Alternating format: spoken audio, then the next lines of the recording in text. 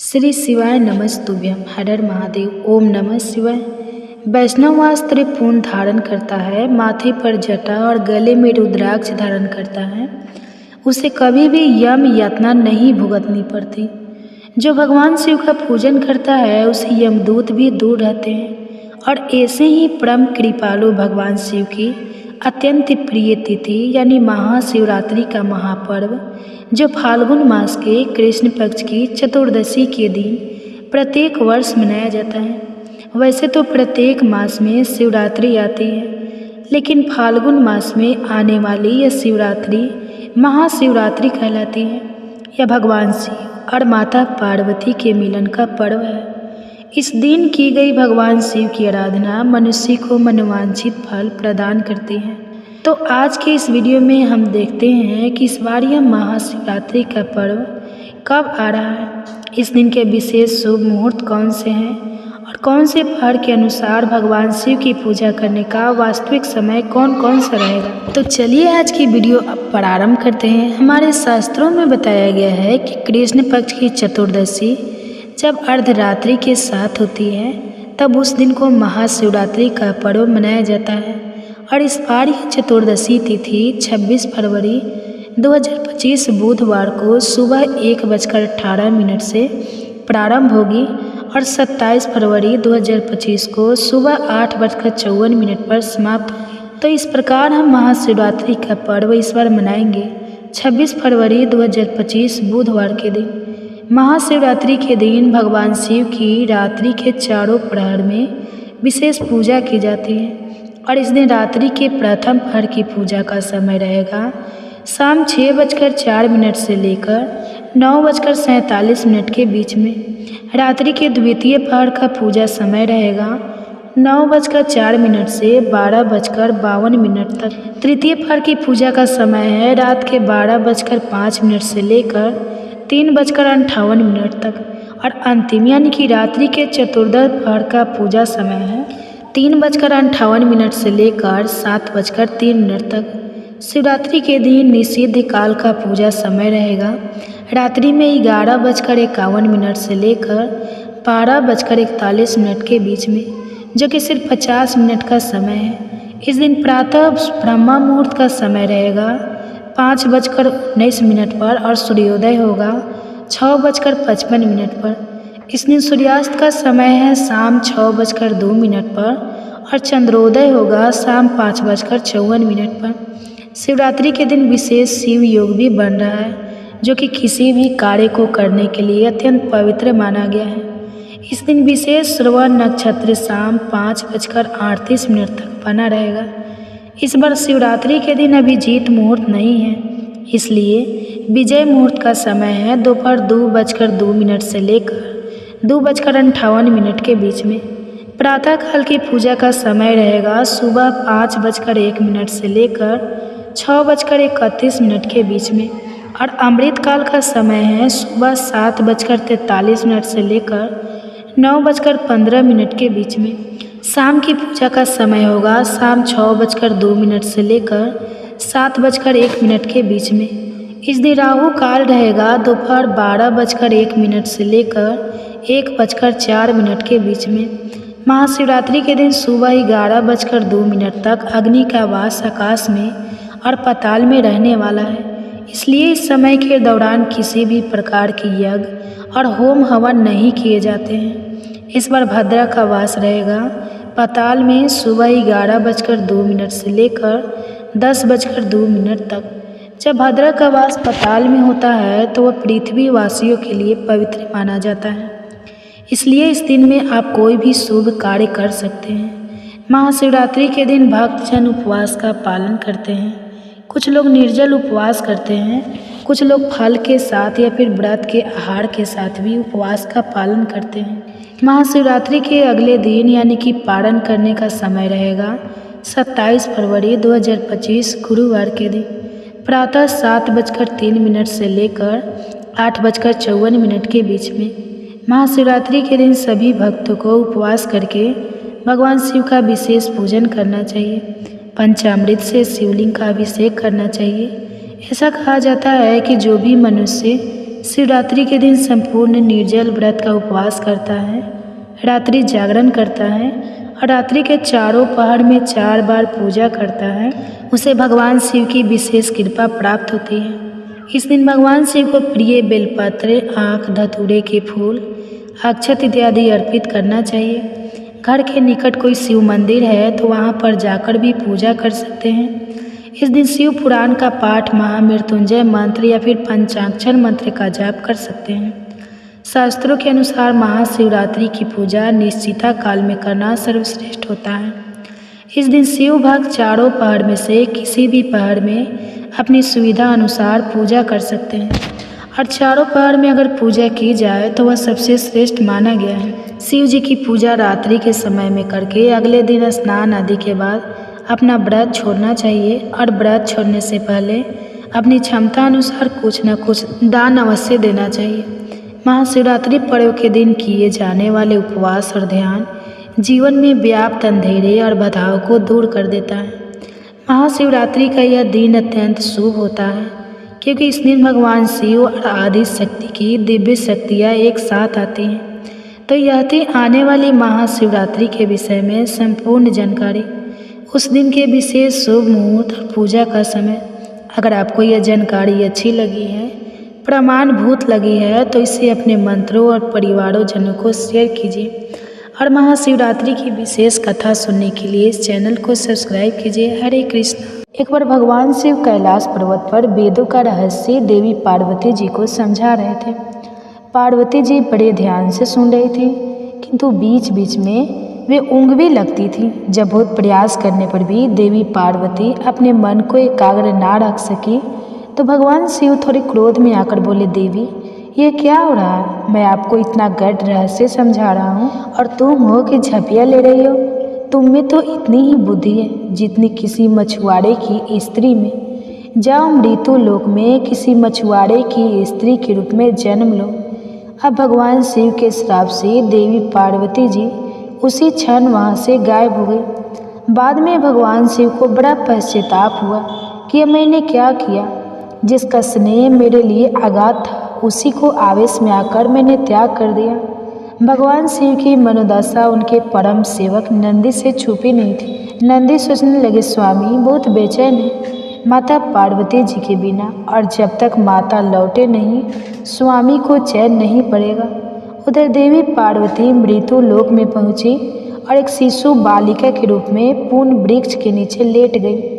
थोड़ी ही देर में पुअर कबीले के कुछ मछुआरे अपने सरदार के साथ वहां से गुजरे तो उनकी नज़र उस नन्ही सी कन्या पर पड़ी। सरदार कन्या को उठाया और उसे भगवान का भेजा हुआ उपहार समझकर अपने घर में ले आया। फिर उसने उस बालिका का नाम रखा पार्वती। जब वह कुछ बड़ी हुई तो अपने पिता के साथ मछलियाँ पकड़ने जाने लगी। बड़ी होकर उसने नाव चलाना भी सीख लिया था। पार्वती अपूर्व सुंदरी थी। कबीले के कितने ही युवक उसके रूप की प्रशंसा करते नहीं अघाते थे। उनमें से कोई तो पार्वती के साथ विवाह करने के इच्छुक भी रखते थे, लेकिन पार्वती उनमें से किसी के साथ भी विवाह के लिए इच्छुक नहीं थी। उधर कैलाश पर्वत पर भगवान शिव को देवी पार्वती का वियोग असहनीय हो रहा था।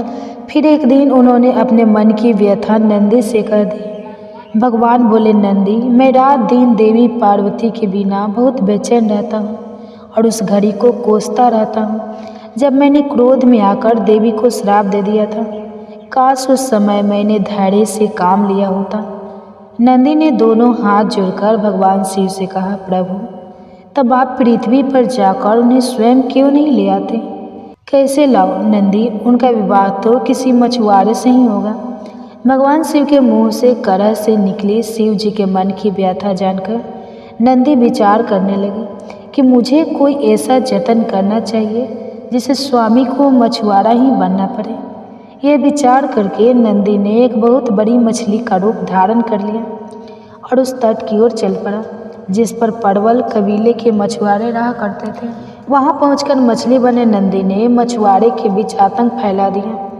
मछुआरे जल में अपना जाल डालती तो मछलियां उनके जालों को काट डालती, उनके नाव को पलट देती। मछली का आतंक जब ज़्यादा ही बढ़ गया तो कबीले के मुखिया ने घोषणा कर दी कि जो भी आदमी इस मछली को पकड़कर लाएगा उसी के साथ मैं अपनी पुत्री का विवाह करूँगा। अनेकों युवकों ने उस मछली को पकड़ने का प्रयास किया लेकिन असफल रहे। असहाय होकर मछुआरे सरदार ने भगवान शिव की ही शरण ली। कहने लगा, हे दया के सागर, हे कैलाशपति, हमें इस मछली से छुटकारा दिलाओ। मछुआरों की बेटी ने भी शिव जी की प्रार्थना करते हुए कहा, हे सदाशिव, हे प्रलयकर, हमारी सहायता करो। अब तो हमें केवल आपका ही आश्रय है। प्रभु भगवान शिव ने उनकी पुकार सुनी। एक मछुआ का वेश बनाकर वे मुखिया के पास पहुँचे। उन्होंने मुखिया से कहा, मैं उस मछली को पकड़ने के लिए आया हूँ। मुखिया ने कहा, नौजवान, अगर तुमने उसे पकड़ लिया तो हमारी जाति सदैव तुम्हारे गुण गाएगी। अगले दिन भगवान शिव एक बहुत बड़ा जाल लेकर सागर के जल में उतर पड़े। उन्होंने जाल फेंका तो मछली आकर उसमें फंस गई, जो वास्तव में नंदी थे। मछली बने नंदी सोचने लगे, मेरा काम तो हो गया, अब स्वामी और माता का मिलन हो जाएगा। इधर भगवान शिव उस मछली को पकड़कर किनारे लाए। मछुआरे उनकी जय जयकार करने लगे। मछुआरे का सरदार बोला कि तुमने हमें उबार लिया। युवक, हम किस प्रकार तुम्हारा आभार व्यक्त। फिर अपने वचन के अनुसार मछुआरे सरदार ने बड़ी धूमधाम से अपनी पुत्री का विवाह उस युवक के साथ कर दिया। और इस तरह मछुआरे शिव और मछुआरे पार्वती जी के विवाह के बाद नंदी अपने वास्तविक स्वरूप में प्रकट हो गए और उन्हें अपनी पीठ पर बैठाकर कैलाश पर्वत पर ले आए। भगवान शिव की अंत वेदना दूर हो गई और देवी पार्वती श्राप से मुक्त हो गई और जीवन चक्र पहले की ही तरह चलने लगा। अब भगवान शिव की कृपा से महर्षि मार्कंडेय, जिनकी आयु केवल 16 वर्ष की थी, वे अमर हो गए थे। पहले आपको बताते हैं मार्कंडेय ऋषि के बारे में कि मार्कंडेय ऋषि कौन है। आपने महामृत्युंजय मंत्र का जाप तो किया ही होगा। मरणासन व्यक्ति की प्राण रक्षा में समर्थ महामंत्र महामृत्युंजय की प्रसिद्धि मार्कंडेय ने ही कारण है। इस मंत्र पर लोगों की आस्था इतनी अधिक है कि वैदिक मंत्र होने के बाद भी महामृत्युंजय मंत्र को मार्कंडेय जी माना जाता है। मार्कंडेय है कि उनकी उपस्थिति भगवान श्री राम के युग से पहले श्री राम कथा में और उसके बाद महाभारत काल तक पहुंचा जाती है। मार्कंडेय पुराण इन्हीं की रचना है, जिसका एक अंश दुर्गा सप्तशती है, जिसका नवरात्रि में भक्त श्रद्धापूर्वक श्रवण या पठन करते हैं। मार्कंडेय ऋषि अजर अमर है। मार्कंडेय जी ने हजार हजार युगों के अंत में होने वाले अनेकों महाप्रलय देखे हैं। महाभारत में लिखा है कि जब मार्कंडेय ऋषि वनवास अवधि में युधिष्ठिर आदि पांडवों से मिलने पहुँचे, उस समय वे बड़े बूढ़े होने पर भी ऐसे दिखाई देते थे मानो 25 वर्ष के तरुण हों।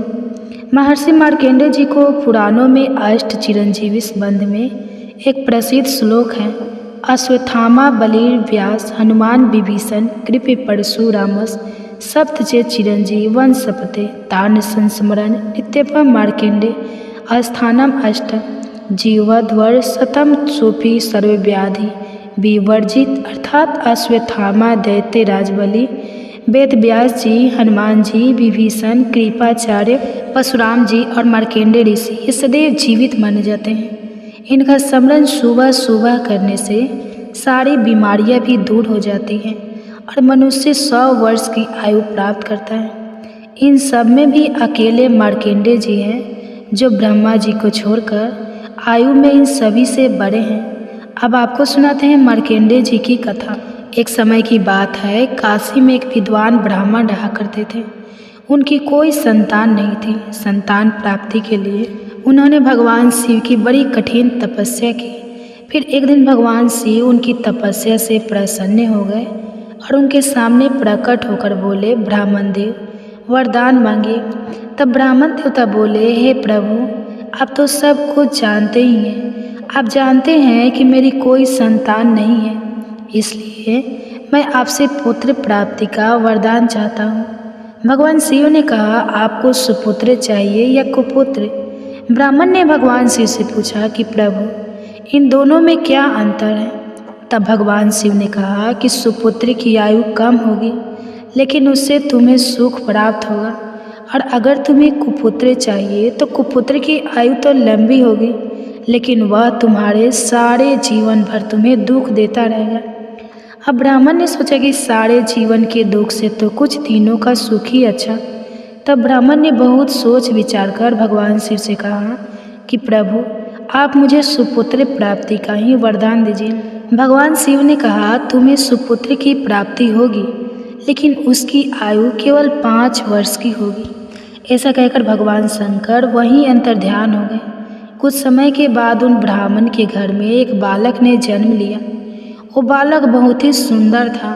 ब्राह्मण उस बालक को देखकर खुश भी होते थे और फिर उसकी आयु के बारे में सोचकर दुखी भी बहुत होते थे। अब वह बालक धीरे धीरे बड़ा होने लगा। बालक के साथ साथ ब्राह्मण देवता का दुख भी बढ़ता जा रहा था। जब वह बालक 4 वर्ष का हो गया तब ब्राह्मण ने सोचा कि बालक की आयु की वृद्धि के विषय में अब मुझे किसी संत से पूछना चाहिए। तब ब्राह्मण उस बालक को एक संत के पास लेकर गए। संत बोले कि अगर इस बालक को किसी सिद्ध महात्मा का आशीर्वाद मिल जाए तो उसकी आयु बढ़ सकती है। ब्राह्मण ने पूछा, महाराज, ऐसे सिद्ध महात्मा मुझे कहाँ मिलेंगे? संत बोले, ऐसे ढूंढोगे तो तुम्हें सिद्ध महात्मा कभी भी नहीं मिलेंगे। इसलिए तुम सभी संतों को सिद्ध मानना शुरू कर दें और इस बालक को सभी का आशीर्वाद दिलाओ। संत का कहना मानकर वह ब्राह्मण देवता अपने बालक को गंगा घाट पर ले गए और वहीं पर एक कुटिया बनाकर बालक के साथ रहने लगे। गंगा घाट पर अनेकों महात्मा प्रतिदिन गंगा स्नान करके लिए आते थे। ब्राह्मण ने अपने पुत्र से कहा कि तुम्हें यहाँ दिन भर में जितने भी महात्मा दिखाई पड़े उन्हें साष्टांग प्रणाम करके उनका आशीर्वाद लिया करो। अब वह बालक घाट पर आने वाले सभी महात्माओं को, स्त्री पुरुष सभी को साष्टांग प्रणाम करके आशीर्वाद लेने लगा। अब उस बालक का नृत्य का नियम था, वह सारे दिन गंगा घाट पर आने वाले सभी लोगों को साष्टांग प्रणाम करके उनका आशीर्वाद लेता और सभी लोग उससे प्रसन्न होकर उसे हृदय से आशीर्वाद देते। इस प्रकार उसका 5वां वर्ष लगभग पूरा होने को था। जब बालक की उम्र में केवल 3 दिन ही शेष रह गए तो संयोग से वहाँ पर सप्तऋषि पधारे। बालक ने उन सभी सप्तऋषियों को भी साष्टांग प्रणाम किया। तब सभी सप्तऋषियों ने बालक को चिरंजीवी भव अर्थात चिरंजीवी होने का आशीर्वाद दे दिया। यह दृश्य देखकर उस बालक के पिता की आंखों में आंसू आ गए और हाथ जोड़कर उन ऋषियों से बोले कि महाराज, आप सभी ने तो इस बालक को चिरंजीवी होने का आशीर्वाद दिया है, किंतु इस बालक की तो आयु अब केवल 3 दिन ही बची है। तब सप्तऋषि ने पूछा कि ब्राह्मण देवता, आपको कैसे पता कि इस बालक की आयु केवल 3 दिन ही शेष है? ब्राह्मण बोले, यह बालक किसी देवता के आशीर्वाद से उत्पन्न हुआ है। उन्होंने ही इसकी आयु केवल 5 वर्ष बताई है, जो कि अगले दिनों में पूरी हो जाएगी। ऋषियों ने पूछा, उन देवता का नाम बताइए। ब्राह्मण बोले, हे ऋषि, मैं आपको उनका नाम नहीं बता सकता। अब सभी सप्तऋषि एक दूसरे का मुंह देखने लगे। उन्होंने सोचा कि अब तो हमारा आशीर्वाद निष्फल हो जाएगा और ऐसा बिल्कुल नहीं होना चाहिए।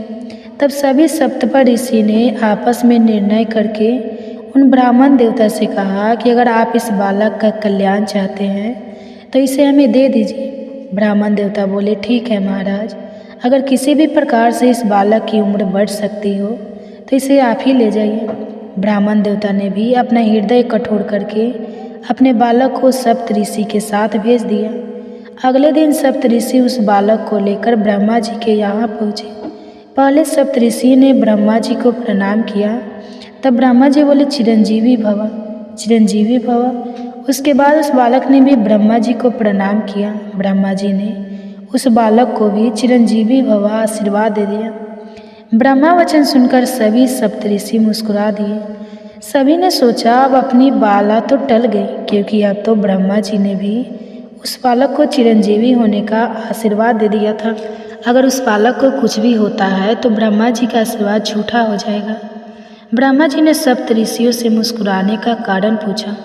सप्तऋषि कहने लगे, प्रभु, जिस बालक को आपने अभी अभी चिरंजीवी होने का आशीर्वाद दिया है उस बालक के पास केवल 2 दिन की आयु शेष बची है। अब तो ब्रह्मा जी का भी माथा टनका। ब्रह्मा जी बोले, तो आप लोग इस बालक को मेरे पास क्यों लेकर आए? सप्तऋषि बोले, प्रभु हम भी कल इसे इसी प्रकार चिरंजीवी होने का आशीर्वाद देकर फंस गए थे। हमें अपना आशीर्वाद सत्य करने का कोई उपाय नहीं सूझ रहा था, इसलिए हमने इस बालक को आपका आशीर्वाद दिलवा दिया। अब आप जानिए प्रभु कि आपका आशीर्वाद जाने, हम तो अपने आशीर्वाद से मुक्त हो गए। ब्रह्मा जी ने कुछ देर तक सोच विचार करने के बाद उन्होंने सोचा कि अब तो इस बालक का भाग्य केवल भगवान शंकर ही बदल सकते हैं। ब्रह्मा जी ने सप्तऋषियों से कहा कि आप इस बालक को यही मेरे पास छोड़ जाइए। अगले दिन ब्रह्मा जी उस बालक को कैलाश पर्वत पर भगवान शंकर के पास ले गए। ब्रह्मा जी ने भगवान शंकर को प्रणाम किया। भगवान शंकर ने उन्हें आशीर्वाद दिया। उसके बाद उस बालक ने भगवान शंकर को साष्टांग प्रणाम किया। यह देखकर भगवान शंकर प्रसन्न हो गए और उन्होंने उस बालक को चिरंजीवी होने का आशीर्वाद दे दिया। यह देखकर ब्रह्मा जी तो बड़े प्रसन्न हो गए, क्योंकि अब ब्रह्मा जी के यह भार भगवान भोले शंकर ने जो ले लिया था। जब भगवान शंकर ने ब्रह्मा जी को मुस्कुराते देखा तो उनसे पूछा, ब्रह्मा जी क्या बात है, आप मुस्कुरा क्यों रहे हैं? ब्रह्मा जी बोले, भगवान इन बालक की आयु केवल 1 दिन शेष बची है और आपने इसे चिरंजीवी होने का आशीर्वाद दे दिया है। भगवान शिव ने पूछा, यह किसका बालक है? ब्रह्मा जी ने बताया, प्रभु यह काशी के ब्राह्मण का बालक है।